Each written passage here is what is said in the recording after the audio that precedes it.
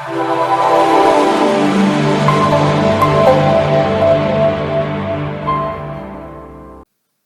نیکې هیلې او درنښت ډیرو ښاغلو لیدونکو د حسیب الله سنگین ټکنیکل یوټیوب چینل ته ښه راغلاست. ښاغلو لیدونکو، نن به موږ او تاسو د افغانستان د مالیاتي قانون مطابق د معاشاتو څخه د مالیاتو پر وضع کار وکړو، چې څه ډول موږ او تاسو کولی شو د کارکوونکو له معاشاتو څخه هره میاشت مالیات وضع کړو. د همدې پروسې د اجرا لپاره راځو د مایکروسافت اکسل پروګرام خلاصو. د ټکس د وضع کولو لپاره موږ او تاسو مخکې د افغانستان په مالیاتي قانون رغنده کتنه وکړه او هغه مو په مختلفو بخشو کې تشریح کړو. اوس ګورو چې دغه معاشات کومو کټګوریو ته برابر دي، یعنې له کوم قانون څخه باید پکې استفاده وشي. لومړی د حکیم کوم ټوټل پی سلري چې ده 11,100 افغانۍ ده، یعنې 12,000 ته نه ده رسېدلې. نو دا شامل د 2% ټکس ده. هغه چې له 12,000 نه اوښتې هغه شامل دی 10% ټکس راځي، لکه فرضاً د دې ځای نه تر دې ځای پورې. هغه چې له 1,00,000 څخه پورته ده هغه شامل دی 20% ټکس کېږي. اوس راځو لومړی د حکیم د سلري ټکس وضع کوو. د ټکس کالم په لومړي سل کې کلیک کوم، وروسته د هغې نه د همغه مخکیني فورمول څخه استفاده کوم. مساوي توز شروع څومره مستحق دی حکیم 11,100 افغانۍ منفي 15,000 یعنې تر 50,000 پورې معاف دی. اوس بسته ضرب دی 2% یعنې 2% سلري 2% ټکس باید ترې وضع شي. یعنې حکیم څخه د میاشتې په پای کې 122 افغانۍ ټکس وضع شي. په همدې شکل باندې راځو دغه دوهم نفر چې زموږ سره دی د صابر په نوم باندې، دا هم د همغه 2% په کټګورۍ کې دی. لاندې دغه فورمول کشوو او د دې ټکس هم 124 افغانۍ کې چې د میاشتې په پای کې باید ترې وضع شي. دریم کس چې موږ سره سلیم دی. سلیم سلري 14,400 ده. د دې څخه ټکس چې موږ وضع کوو دا له 2,500 څخه لوړ دی، باید 10% ټکس ترې وضع شي. پس د نوموړي ټکس د محاسبې لپاره راځو له همغه فورمول څخه استفاده کوو. مساوي اوس شروع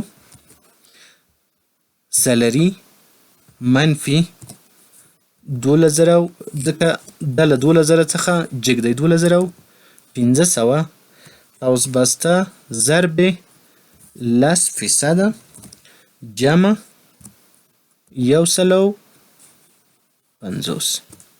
150 ځکه ورسره جمع کوو چې د موږ او تاسو ثابت ټکس د 2,500 افغانۍ 150 افغانۍ دی.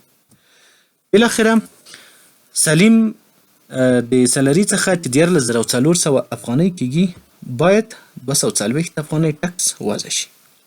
په همدې شکل دغه نور هم له 2,000 څخه پورته او له 1,00,000 څخه ټیټ دي، نو ټول په همدغه کټګورۍ او په همدغه فورمول کې برابر دي. پس همدغه فورمول تر دې ځای پورې اپلای کوو. یعنې هغه کسان چې 40,000 میاشتنۍ سلري لري باید 2,900 افغانۍ ټکس تادیه کړي.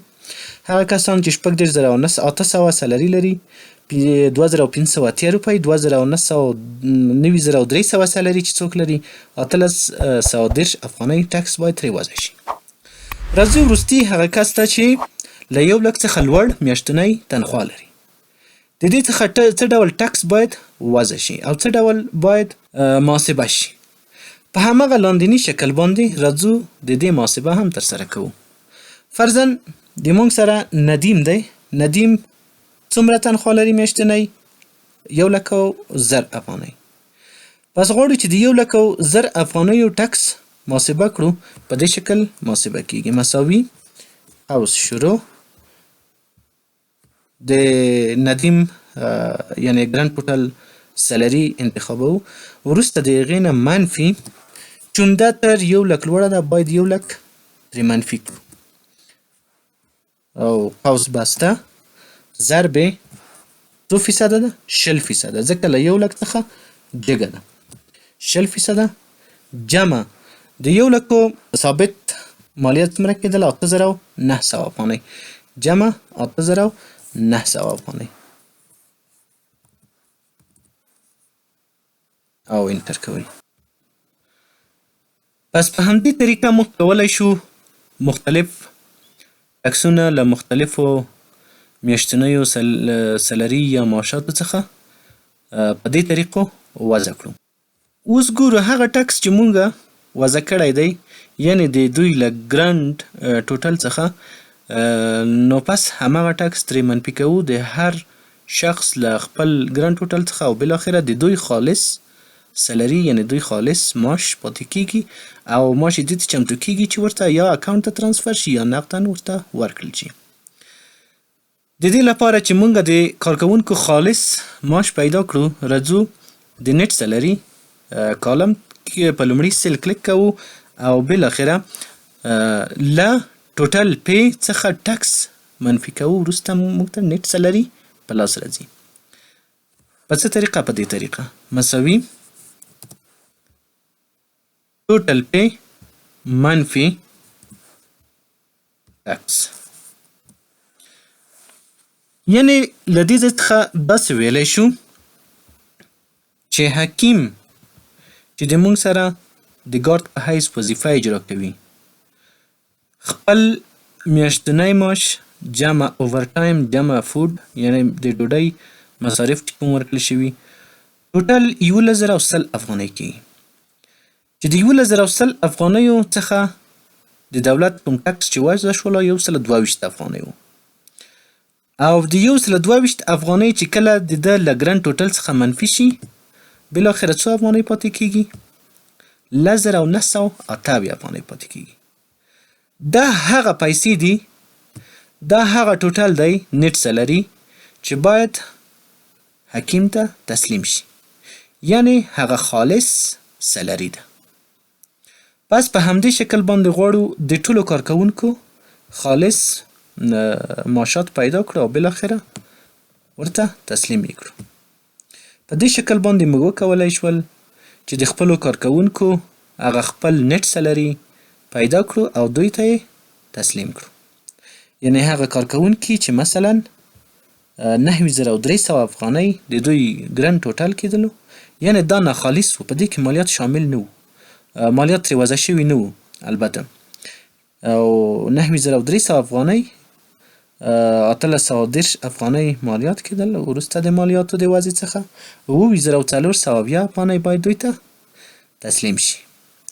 په همدې شکل باندې موږ کولی شو د مالیاتو ټوټل لاندې په دې شکل باندې وښیو چې مثلا مونږ د دې میاشتې په پای کې باید د ټولو کارمندانو له معاشاتو څخه 2,58,904 مالیات دولت ته تسلیم کړو.